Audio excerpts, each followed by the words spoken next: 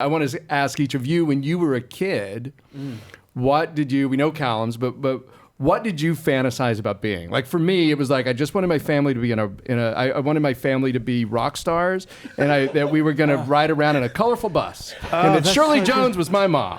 And by the way, this microphone that I have right now is just like the one she had over her keyboard. You reminded me of it, right?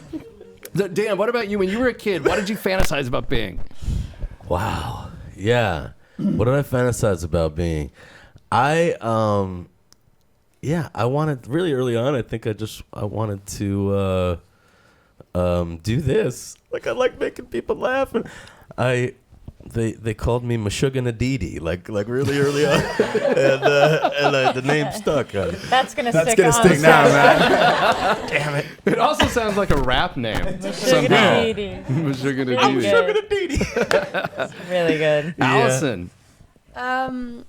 Well, when I was really little, I wanted to be an astronaut, and then I wanted to be president.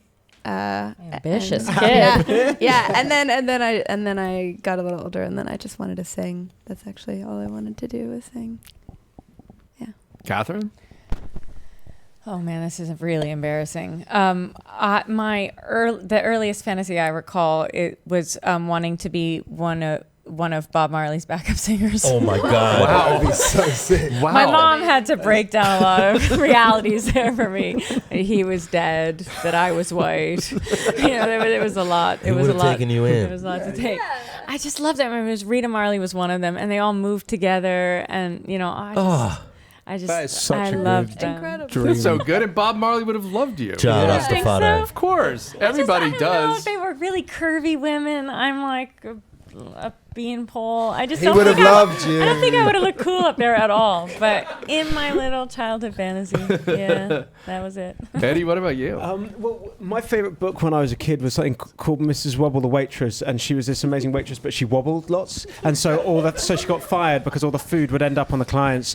And then what happens is she's really upset, and so her family rally round, and they decide to change their house into a restaurant, and what happens is, the opening night of the restaurant and the critics are there, and she goes on, and like the jelly wobbles and falls, and her kids come in as waiters but on roller skates and like catch the jelly, and it becomes like the greatest novelty restaurant in the world.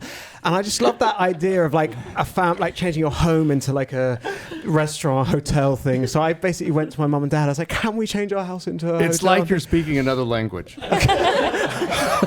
So that's what I wanted to do, basically. I wanted to change like all of us that. to become like, I'd be like the chef, and my that's what I wanted to do.